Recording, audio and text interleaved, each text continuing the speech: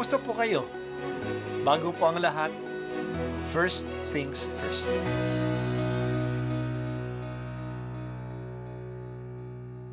Good morning po. Sinisimulan po natin ngayon ang first things first. At dito po, tinatalakay natin sa unang bahagi ng umaga natin ay ang first readings na binabasa po sa banal na misa. Ito pong tinatalakay natin kasi madalas po kasi marami na tayong alam tungkol sa gospel readings. Pero konti po ang nagsasalita sa first readings. Pero ang first readings, bahagi din po yan ng Biblia, ng banal na kasulatan. Kaya susubaybayan po natin ang mga first readings, basahin po natin at kuminsan kailangan ng basahin ng 2 o 3 beses bago maintindihan kasi hindi po tayo familiar sa mga istorya at sa mga kaisipan na tinatalakay dito. Ang pagbasa mula sa aklat ni Propeta Isaias. Ito ang sinasabi ng Panginoon na siyang gumawa ng landas upang may maraanan sa gitna ng dagat. Sa kapangyarihan niya ay kanyang nilupig ang malaking hukbo, nilipol niya ang kanilang mga kabayo, at ang mga karwahe winasak, sila'y nangabuwal at di na nakabangon. Parang isang ilaw na namatay ang ningas. Ito ang sabi niya, ang mga nangyari noong unang panahon, ilibing sa limot, limutin na ngayon. Narito at masdan, ang nagawa ko'y isang bagong bagay na hanggang sa ngayoy di mo namamasdan. Ako'y magbubukas ng isang landasin sa gitna ng ilang, maging ang disyerto ay patutubigan. Ako'y igagalang niyong mga hayop na pawang mailap, gaya ng avestrus at ng asong gubat. Ang dahilan nito, sa disyerto ako'y nagpabukal ng saganang tubig, para may mainom ang aking hinirang. Sila'y nilalang ko at aking hinirang, upang ako'y kanilang papurihan. Ang salita ng Diyos. Salamat sa Diyos.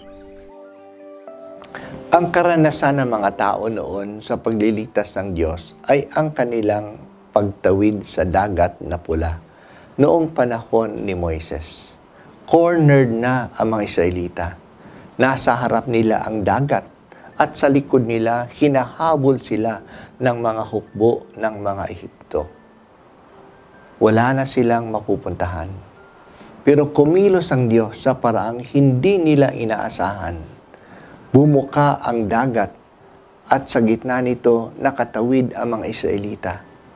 Nagkaroon ng daan sa gitna ng dagat. Patuloy pa rin silang hinahabol ng mga karwahe ng mga Ehipsyano.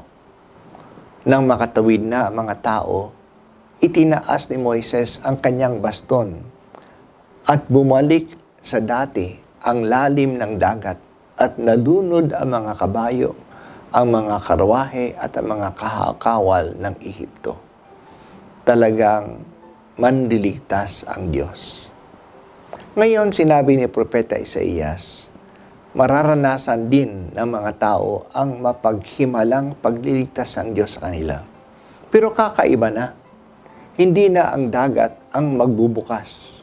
Sa halip magkakaroon ng landas sa disyerto. At dito dadaan ang mga Israelita na napatapon sa iba't ibang bansa. Ibabalik na sila ng Diyos sa kanilang bayang pinanggalingan sa Judea. Tatawinin nila ang mga disyerto. Hindi na sila maaano sa disyerto. Igagalang sila ng mga mababangis at maiilap na mga hayop ng disyerto. At hindi sila sasaktan. Mula nga sa disyerto, magbubukal ang tubig na masagana upang may maiinom sila. Makakabalik ulit sila sa kanilang bayan. Ang Diyos ay talagang manliligtas. Sa mga panahon at mga sitwasyon na akala natin wala na tayong ligtas, dumadating ang Diyos sa paraang hindi natin inaasahan upang tayo ay iligtas. Hindi pabaya ang Diyos. Palaging nandyan siya. At si Jesus ay tapat sa kanyang pangalan na Jesus, ang manliligtas. Kaya huwag tayong mawala ng pag-asa.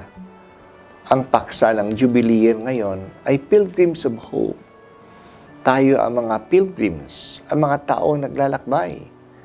Tayo sama-samang naglalakbay na may patutunguhan tayo, ang kaganapan ng buhay. Hindi tayo mangangamba sa daan at hindi tayo nalito dahil sa tayo ay may pag-asa. Ang pag-asa natin ay nakasalalay sa ating pananalig na nandiyan ang Diyos na kumikilos para sa atin, na siya ay manliligtas. Talagang ang gawa ng Diyos ay dakila, kaya tayo natutuwa. Nagagala kami, Panginoong Diyos, sa iyong gawaing mapanligtas. Palagi kaming umaasa sa iyo.